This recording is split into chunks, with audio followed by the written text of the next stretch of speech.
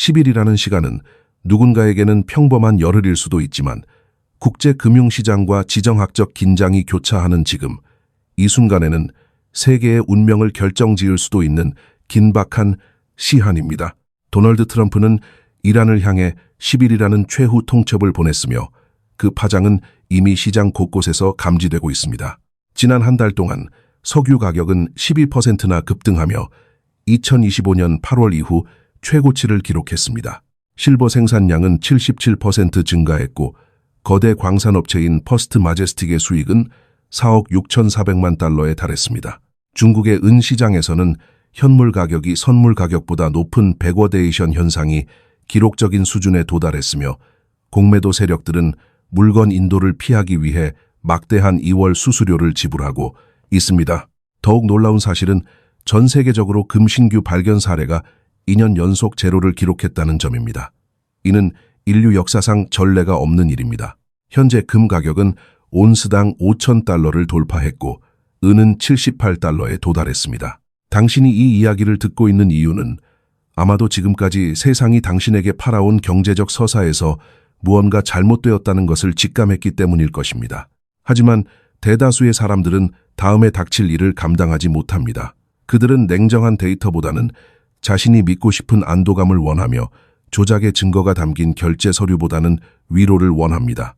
그러나 여기에는 위로가 없습니다. 대신 중앙은행의 보고서와 연방법원 사건 번호, 그리고 대다수가 외면하는 시장 구조의 데이터만이 존재합니다. 이 데이터를 읽는다는 것은 결국 자신이 틀렸음을 인정해야 한다는 의미이기도 합니다. 현재 서구권의 은 현물 가격과 선물 가격은 78달러를 기록하고 있지만 상하이의 현물 가격은 86달러에 육박하며 8달러 이상의 프리미엄이 붙어 있습니다. 지난 3주 동안 우리는 목요일과 금요일에 가격이 폭락하는 일정한 패턴을 보아왔습니다. 하지만 이번 목요일에 그 패턴은 깨졌습니다. 가격은 떨어지지 않았습니다. 이는 시장의 거대한 흐름이 바뀌고 있음을 암시합니다. 뉴욕의 월간 옵션 만기일이 다가오는 시점에서 시장은 그 어느 때보다 요동치고 있습니다. 트럼프는 이란의 핵 프로그램에 대해 엄중한 경고를 보냈습니다. 미국이 의미 있는 합의에 도달해야 하며 그 결과는 약 10일 안에 판가름 날 것이라고 선언했습니다. 그는 회담이 실패할 경우 미국이 한 단계 더 나아간 조치를 취해야 할 수도 있다고 경고하며 이란이 핵무기를 보유하도록 내버려 둘 수 없다는 입장을 분명히 했습니다. 중동이 현재 평화롭다고 주장하면서도 동시에 이란에게는 나쁜 일이 일어날 것이라는 강력한 압박을 가하고 있는 것입니다. 이러한 긴장이 고조되는 가운데 미국 원유 선물은 상승세를 이어가며 2025년 8월 이후 최고 수준에 도달했습니다. 미국은 테헤란에서 불과 720km 떨어진 카타르의 알우데이드 공군 기지에 핵 공격이 가능한 B-52 전략 폭격기를 배치했습니다. 예측 시장에서는 실제 타격 가능성에 대한 보고서가 쏟아지며 군사 행동 가능성이 54%까지 치솟았습니다. 추가 병력과 미사일 방어 시스템이 이 지역에 배치되고 있는 현 상황은 단순한 긴장을 넘어선 실질적인 위협을 시사합니다. 전쟁은 인플레이션을 유발합니다. 역사가 이를 증명합니다. 지정학적 위험이 추상적인 개념에서 구체적인 군사 행동의 시간표로 전환될 때 시장은 분쟁과 연결된 모든 자산의 가치를 재평가합니다. 에너지와 전략, 물자, 그리고 안전 자산이 동시에 움직이기 시작합니다. 1차 자료를 분석하는 사람들은 분쟁이 단순히 석유 가격에만 영향을 미치지 않는다는 것을 알고 있습니다. 전쟁과 갈등은 자본의 흐름을 종이로 된 약속에서 실물 자산과 물리적 공급망으로 강제로 재지정합니다. 화폐에 대한 신뢰가 의심받는 순간 사람들은 눈에 보이는 실체에 집중하게 됩니다. 우리는 지금 종이 화폐의 가치가 희석되고 부채가 폭발적으로 증가하는 시대의 정점에 서 있습니다. 과거의 사례를 보면 정부는 부채 상환 비용이 수입을 초과할 때 채무 불이행보다는 인플레이션을 선택해왔습니다.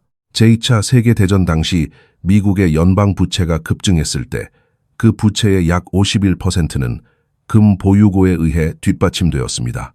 하지만 오늘날의 부채 규모는 그때보다 훨씬 크지만 금에 의해 뒷받침되는 비중은 단 3%에 불과합니다.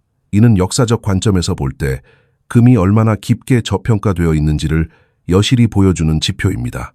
수학적으로 계산해 본다면 만약 미국 정부의 부채가 1940년대처럼 다시 51%의 금으로 뒷받침되어야 한다면 미국의 총금 보유고 가치는 약 20조 달러에 달해야 합니다. 이는 금 가격이 온스당 7만 5천 달러 근처에 있어야 한다는 것을 의미합니다. 기록된 역사상 처음으로 전 세계에서 2년 연속 금 신규 발견이 없었다는 사실은 이러한 가치 상승의 촉매제가 될 것입니다. 광산 산업의 투자는 수십 년에 걸쳐 이루어지며 현재의 공급 부족은 단기간에 해결될 수 있는 문제가 아닙니다. 우리는 지금 실물 자산의 가치가 마침내 수십 년간의 억눌림에서 벗어나 시장의 수급 원칙을 반영하기 시작하는 구조적 변화의 서막을 목격하고 있습니다. 이러한 금의 희소성과 맞물려 은시장에서 벌어지고 있는 일들은 더욱 충격적입니다. 실물 자산의 가치가 재평가되는 이 거대한 흐름 속에서 광산업계의 성적표는 시장의 잠재력을 가감없이 드러내고 있습니다. 대표적인 은 생산 기업인 퍼스트 마제스틱이 공개한 재무제표는 기회라는 단어를 온몸으로 외치고 있습니다. 분기별은 생산량은 420만 온스를 기록하며 전년 대비 77%나 급증했고 매출은 4억 6,390만 달러로 폭발하며 작년 같은 분기보다 무려 169%라는 경이로운 성장세를 보였습니다. 매출의 60%가 은에서 발생했으며 영업활동을 통한 현금 흐름은 3억 100만 달러에 달했습니다. 2024년의 손실을 뒤로하고 순이익은 1억 520만 달러로 반전되었으며 잉여 현금 흐름은 2억 5,040만 달러를 기록하며 이전 실적의 거의 4배에 육박했습니다. 연간 기준으로 보면은 생산량은 1,540만 온스로 역대 최고치를 경신했고 2025년 총 매출은 12억 5,700만 달러로 124% 증가했습니다. 회사의 자금 보유액 또한 9억 3,770만 달러라는 역사적인 수준으로 불어났는데 이는 전년도 수준의 3배에 해당합니다. 2026년 1분기부터 배당금이 분기 순매출의 2%로 2배 증가한다는 소식은 지속적인 강세에 대한 확신을 보여줍니다. 비용 관리와 은수요의 급증이 맞물리면서 이 기업은 금속 시장의 강세장에서 엄청난 수익을 창출할 준비를 마친 상태입니다. 하지만 이것은 단순히 한 기업의 성과가 아닙니다. 이것은 수십 년간의 종이 가격 억제에서 벗어나 금속 가격이 마침내 수급 기본 원칙을 반영하기 시작할 때 광산 부문에서 어떤 일이 일어나는지를 보여주는 거울입니다. 생산자가 기록적인 이익을 내고 잉여 현금 흐름이 4배로 늘어나며 현금 보유고가 3배가 된다는 것은 일시적인 급등이 아니라 구조적인 변화를 의미합니다. 특히 중국의 은시장은 국제가격의 안정세에도 불구하고 실물 공급이 매우 타이트한 상태를 유지하고 있습니다. 기록적인 백워데이션 현상과 10년 만에 최저치로 떨어진 거래소 재고는 즉각적인 실물 인도를 선호하는 강력한 흐름을 보여줍니다. 투자용 바에 대한 수요와 태양광 제조 부문의 조달이 계속해서 재고를 고갈시키고 있으며 공매도 세력들은 실물 인도를 피하기 위해 2월 수수료를 지불하며 버티고 있습니다. 이는 특정 지역에서 발생하고 있는 심각한 공급 부족의 명백한 증거입니다. 상하이 선물 거래소의 근월물은 계약은 다음 활성 월물보다 높은 가격을 기록하며 기록적인 프리미엄을 형성했습니다. 현물 금속이 선물 인도보다 높은 가격을 요구하는 이러한 백워데이션 구조는 재고 위기와 인도 가능한 자원의 고갈에 의해 주도됩니다. 기관들은 여전히 이익을 위해 시장을 압박할 요인을 가지고 있으며 상하이 선물 거래소와 상하이 금 거래소와 연결된 창고 재고는 이제 10년 전 수준에 머물러 있습니다. 선전의 주요 귀금속 거래 허브의 상인들에 따르면 재고가 들어오는 족족 빠르게 팔려나가고 있다고 합니다. 중국 내부에서 관찰되는 이러한 긴장 상태는 전 세계적인 은조달 경로의 재편과 궤를 같이 하고 있습니다. 특히 라틴 아메리카를 가로지르는 공급망의 변화가 눈에 띄게 나타나고 있습니다. 지난 몇 달 동안 미국의 정책과 민간 부문의 주도하에 은 농축물의 흐름은 점차 미국 국내 재련 시설로 방향을 틀고 있습니다. 이는 이전에 아시아 가공센터로 향하던 전통적인 공급 경로를 재구성하는 움직임입니다. 이러한 발전은 서방구 내에서 핵심 광물 공급망을 확보하는 데 중점을 둔 현대화된 자원 교리와 일치합니다. 업계 보고에 따르면 주요 금융기관과 연계된 재련소들이 미국 내에서 받는 은 농축물의 양이 증가하고 있다고 합니다. 아시아로 인도되었어야 할 라틴 아메리카의 농축물이 미국 시설로 경로를 변경하게 되면 중국 거래소로 들어가는 가용 공급량은 구조적으로 제한될 수밖에 없습니다. 이러한 환경에서 상하이의 백워데이션 현상은 지역 재고 고갈뿐만 아니라 변경된 무역 경로로 인해 발생하는 마찰을 반영합니다. 최근 금속 가격의 급등은 시장의 고점이 아니라 깨어남을 알리는 신호입니다. 광업은 오랜 개발 기간과 경직된 공급 성장, 그리고 분기가 아닌 수십 년에 걸쳐 전개되는 자본 주기에 의해 정의됩니다. 오늘날의 가격 재평가 뒤에 숨겨진 힘, 즉 장기간의 과소 투자와 제한된 공급, 그리고 증가하는 구조적 수요는 여전히 해결되지 않은 채 그대로 남아 있습니다. 우리가 지금까지 본 것은 강세장의 인식 단계에 불과합니다. 준비되지 않았던 기관들이 충분한 업계 지식 없이 자본을 배치하기 위해 서두르면서 섹터 전반의 가격을 끌어올리고 있습니다. 광업의 핵심에는 금속 가격의 주기가 있으며 그 주기의 중심에는 금이 서서 전체 금속 복합체의 분위기를 설정합니다. 정부 부채의 확장이 결국 통화가치 하락을 강요한다는 사실은 역사가 반복해서 보여주는 진실입니다. 부채 상환 비용이 수익 역량을 초과할 때 정부는 채무 불이행 대신 인플레이션을 선택하게 됩니다. 극단적인 부채 확장이 있었던 지난 시기인 제2차 세계대전 당시와 비교해 볼 때 오늘날의 상황은 더욱 심각합니다. 당시 연방 부채의 51%가 금 보유고로 뒷받침되었던 것과 달리 현재는 그 비중이 3%에 불과합니다. 금이 역사적 기준으로 볼 때 얼마나 깊이 저평가되어 있는지를 이보다 더 강력하게 설명할 수 있는 수치는 없습니다. 만약 미국 정부의 부채가 다시 과거와 같은 수준으로 금에 의해 뒷받침되어야 한다면 금 가격은 상상하기 힘든 수준까지 치솟아야 할 것입니다. 전 세계적인 데이터가 2년 연속으로 금 신규 발견 제로를 기록했다는 사실은 이러한 가치 상승이 단순한 추측이 아님을 뒷받침합니다. 주요 금속 전반에 걸쳐 대규모 발견 사례는 한 자릿수로 떨어졌으며 글로벌 공급 곡선을 실질적으로 바꿀 수 있는 프로젝트는 파이프라인에 존재하지 않습니다. 광업 자산이 전 세계 자산의 4%에 불과하다는 사실은 1921년부터 1981년까지의 역사적 평균인 24%로 돌아가기 위해 6배의 성장이 필요함을 시사합니다. 금속 가격의 이러한 구조적 상승세 속에서 중앙은행들의 움직임은 우리가 처한 금융지형의 변화를 더욱 명확하게 보여줍니다. 글로벌 금융위기는 전 세계의 미국 금융 시스템에만 의존하는 것이 얼마나 위험한지를 일깨워 주었습니다. 그 결과 각국 중앙은행들은 20년간 이어온 순금 매도 추세를 깨뜨리고 비서구권 중앙은행들을 중심으로 역대급 속도로 금을 사들이기 시작했습니다. 특히 러시아 자산의 압류와 스위프트 결제 시스템에서의 배제 사건은 미국 국채 보유에 대한 위험 인식을 심화시켰고 이는 금 매수량을 평소보다 2배 이상 증가시키는 결과로 이어졌습니다. 우리는 지금 금의 화폐화가 다시 진행되는 과정과 함께 서구 중심의 달러 시스템과 동구권 중심의 금 기반 시스템으로 세계가 양분되는 현상을 목격하고 있습니다. 금은 다시 한번 가장 선호되는 예비 자산으로 부상하고 있으며 분석에 따르면 향후 10년간 경기 침체가 없는 완벽한 세상이라 가정해도 미국의 국가 부채는 2036년까지 64조 달러에 달할 것으로 전망됩니다.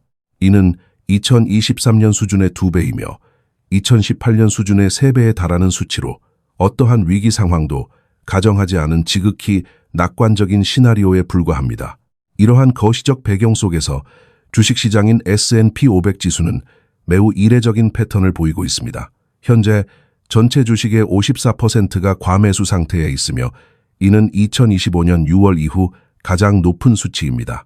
동시에 26.8%의 종목들이 과매도 상태에 놓여 있는데 이 또한 지난 6월 이후 최고 수준입니다. 지난 금요일은 2007년 이후 과매수와 과매도 주식의 비중이 한 달 만에 동시에 10%포인트 이상 상승한 역대 13번째 날로 기록되었습니다. 일반적인 시장 조건에서 이 두 지표는 서로 반대 방향으로 움직여야 정상입니다. 하지만 현재처럼 공격적인 매수와 매도가 동시에 일어난다는 것은 시장의 방향성이 크게 바뀌기 직전에 나타나는 아주 드문 현상입니다. 이러한 변동성의 이면에는 대형 은행들이 가격을 통제하기 위해 사용하는 정교한 조작 기교가 숨어 있습니다. 많은 이들이 은행이 어떻게 은 가격을 낮게 유지하는지 궁금해합니다. 그 메커니즘은 생각보다 단순하면서도 치명적입니다. 그들은 화면에 수백만 온스에 달하는 거대한 가짜 매도 주문을 쏟아내어 마치 엄청난 공급이 시장에 쏟아질 것처럼 보이게 만듭니다. 알고리즘 봇과 겁에 질린 개인 투자자들은 이 붉은 매도벽을 보고 패닉에 빠져 즉시 투매를 시작하며 가격은 단 몇 분 만에 3%에서 8%까지 폭락합니다. 가격이 충분히 떨어지면 은행들은 밀리초 단위의 속도로 자신들이 내놓았던 가짜 주문의 99%를 취소해버립니다. 그 주문들은 애초에 체결될 목적이 아니었습니다. 그리고 그들은 조작으로 만들어낸 저렴한 가격에 조용히 실물 은을 되사들입니다. 이 과정은 옵션 만기 때마다 그리고 가격이 심리적 저항선을 위협할 때마다 반복됩니다. 이것은 단순한 이론이 아니라 반복적으로 사용되어 온 문서화된 조작 수법입니다. 물론 반대의 시나리오도 검토해야 합니다. 이란에 대한 최후 통첩이 극적인 합의로 끝나 지정학적 위험 프리미엄이 사라질 수도 있습니다. 트럼프는 과거에도 시장이 자신의 말을 믿을 때까지 강하게 압박하다가 갑자기 한 발 물러서는 행보를 보인 적이 있습니다. 또한 기관 자본이 계속해서 기술주나 인공지능 분야에만 집중된다면 광업 주식의 저평가 상태는 예상보다 오래 지속될 수도 있습니다. 중국의 백워데이션 현상 역시 계절적 생산 증가를 통해 해소될 가능성이 있으며 라틴 아메리카의 은 농축물 경로 재편도 아직 완전히 정착된 단계는 아닙니다. 퍼스트 마제스틱의 실적 또한 업계 전체의 흐름이 아닌 개별 기업의 특수한 사례일 수도 있습니다. 목요일에 나타난 가격 패턴의 변화가 가짜 신호일 가능성도 배제할 수 없으며 미국의 부채 전망 역시 위기를 촉발할 변수가 없다는 가정하에 작성된 것임을 잊지 말아야 합니다. 하지만 객관적인 데이터를 종합해 볼 때 이란의 최후 통첩 시한은 이제 단 10일밖에 남지 않았고 핵 공격이 가능한 폭격기들은 이미 카타르에 배치되었습니다. 석유 가격은 이미 한 달 만에 12%가 올랐습니다. 퍼스트 마제스틱은 광산업체들이 억눌린 가격이 아닌 실제 수급 가치에 따라 운영될 때 어떤 결과를 낼 수 있는지 몸소 증명하고 있습니다. 중국의 구매자들은 재고 부족 속에서 물건을 받기 위해 2월 수수료를 기꺼이 지불하고 있으며 라틴 아메리카의 자원 흐름은 아시아가 아닌 미국으로 재지정되어 구조적인 공급 제약을 만들고 있습니다. 2년 연속으로 신규금 발견이 없다는 전례 없는 사실과 광업 섹터가 전체 자산에서 차지하는 비중이 역사적 평균인 24%에 한참 못 미치는 4%에 불과하다는 점은 평균 회기를 위해서만 6배의 상승이 필요함을 말해줍니다. 중앙은행들이 20년간의 매도세를 멈추고 기록적인 속도로 금을 사들이는 가운데 미국의 부채는 멈출 기미 없이 64조 달러를 향해 달려가고 있습니다. S&P 500 지수에서 나타나는 희귀한 과매수 및 과매도 동시 신호는 거대한 변화가 임박했음을 경고합니다. 지금 우리가 주목해야 할 것은 추상적이었던 지정학적 촉매제가 구체적인 시간표를 가진 실질적 행동으로 옮겨가고 있다는 사실입니다. 가격이 근본적인 가치를 반영하기 시작할 때 광업의 수익성은 폭발적으로 반응합니다. 동양의 실물 시장은 극심한 공급 부족을 보이고 서양은 공급망을 재구축하고 있습니다. 기관들의 포지션은 역사적으로 낮은 수준에 머물러 있지만 펀더멘털은 그 어느 때보다 강력합니다. 우리는 지금 달러 중심의 서구와 금 중심의 동구로 나뉘는 거대한 통화 시스템 분열의 한복판에 서 있습니다. 중국 설 연휴인 춘절 기간이 이어지는 가운데 금과 은 가격은 큰 이변 없이 소폭 하락하며 이번 주 금 가격은 온스당 4,842달러, 은 가격은 722달러까지 낮아졌습니다. 저는 이미 지난주 수요일 업데이트를 통해 이러한 조정 가능성을 경고한 바 있습니다. 최근의 긍정적인 가격 상승은 주로 아시아 거래 시간대에 발생했으며 가장 큰 매도세는 미국 거래 시간대에 집중되었기 때문입니다. 특히 1월 31일에 발생한 거대한 하락은 금과 은 역사상 1일 최대 낙폭을 기록하기도 했습니다. 하지만 이러한 사실에도 불구하고 기억해야 할 점은 작년 1월 28일부터 2월 4일 사이 중국 시장이 춘절로 휴장했을 때 금과 은 가격이 오히려 상승했다는 사실입니다. 현재 금속 가격은 강한 상승 동력을 얻고 있으며 다가오는 2월 21일 금요일에 옵션 거래 종료와 맞물려 발생할 수 있는 가격 후퇴에 대해 많은 이들이 온라인에서 정보를 공유하며 경각심을 높이고 있습니다. 우리는 이 시점에서 금과 은의 근본적인 거시 경제적 배경을 다시 살펴볼 필요가 있습니다. 장기적으로 금과 은 가격이 1월 말의 수준보다 훨씬 더 높게 상승할 것이라고 주장하는 핵심적인 근거 중 하나는 통화 가치 하락의 추세입니다. 이번 주 미국 의회 예산국은 미국 국가 부채가 2036년까지 64조 달러에 달할 것이라는 업데이트를 발표했습니다.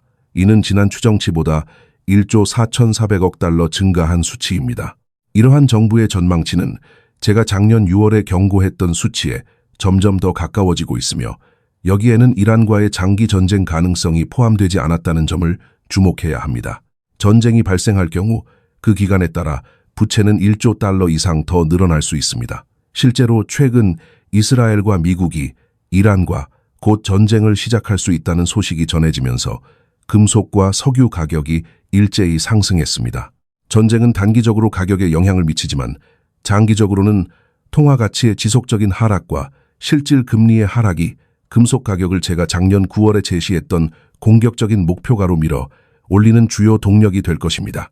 많은 사람들이 다음 큰 상승이 오기 전에 은을 온스당 50달러 미만으로 금을 4,000달러 미만으로 살 수 있기를 기대하고 있습니다. 만약 가격이 그 정도까지 내려간다면 더할 나위 없는 매수 기회가 되겠지만 2월 달에 그러한 가격을 기대하는 것은 다소 비현실적입니다. 여기서 우리는 맥스페인이라는 개념에 주목해야 합니다. 맥스페인이란 가장 많은 수의 옵션 계약이 가치가 없는 상태로 만료되어 대다수의 옵션 보유자에게 최대의 금융 손실을 입히고 대형 금융기관에 이익을 주는 가격 수준을 의미합니다. 옵션이 만료되는 이번 금요일 전후로 가격이 이 맥스페인 수준으로 회전하는 경향을 자주 목격할 수 있습니다. 현재 강세장 속에서 2월 옵션 만기의 맥스페인 가격은 금의 경우 온스당 4,600달러 근처, 은의 경우 73달러 근처에 형성되어 있습니다. 이는 기관들이 자신들에게 유리한 가격대를 만들기 위해 시장에 압력을 가할 경우 가격이 약간 하방 압력을 받을 수 있음을 시사합니다. 2월 21일 이후에도 이란과의 갈등 고조 여부와 상관없이 4월 말까지는 금과 은 가격에 추가적인 하방 압력이 있을 수 있습니다. 특히 최근 연방준비제도의 회의록을 보면 금리 인하에 대한 의견이 매우 분열되어 있음을 알 수 있습니다. 은의 경우 세 가지 현실적인 조정 가격대를 상정해 볼 수 있습니다. 첫 번째는 1월의 대규모 하락 직전에 제가 언급했던 71달러 선으로 최악의 경우에도 이 지지선은 지켜질 것으로 보입니다. 두 번째는 64달러, 세 번째는 54달러, 50센트입니다. 하지만 바닥에서 모든 것을 걸기 위해 완벽한 저점을 기다리는 것은 위험할 수 있습니다. 64달러까지의 하락은 지난 2월 5일처럼 단 몇 초 만에 끝날 수 있기 때문입니다. 따라서 예산을 세우고 분할 매수를 통해 시장에 진입하는 것이 다음 상승장에서 빈손으로 남겨지지 않는 가장 현명한 방법입니다. 기술적 분석 도구들 역시 은 가격이 50달러 미만으로 내려갈 가능성은 거의 없다고 가리키고 있습니다. 저는 은 가격의 하한선을 54달러 50센트로 보고 있으며 작년에 은이 30달러 아래로 내려가지 않을 것이라고 단언했던 것처럼 이번에도 주간 종가가 이 수준 아래로 마감되는 일은 결코 없을 것이라고 확신합니다. 중국 춘절 연휴가 끝나면은 가격은 크게 안정될 것으로 보이며 4월이나 5월경에 하락세가 반전되어 늦여름이나 9월 혹은 10월경에는 새로운 사상 최고치를 기록할 가능성이 큽니다. 오랫동안 저항선으로 작용했던 가격대를 돌파한 후에는 단기간에 폭발적인 상승이 일어나지 않습니다. 과거 석유 가격이 40달러 천장을 뚫었을 때를 예로 들면 일시적 고점을 만든 후 조정을 거쳐 결국 4배의 상승을 기록했던 것과 같은 맥락입니다. 은 역시 이러한 패턴을 따른다면 온스당 184달러 수준까지 도달할 수 있습니다. 금의 상황은 은보다 더 중립적이며 현재 4,800달러에서 5,000달러 범위 내에서 안정을 찾고 있습니다.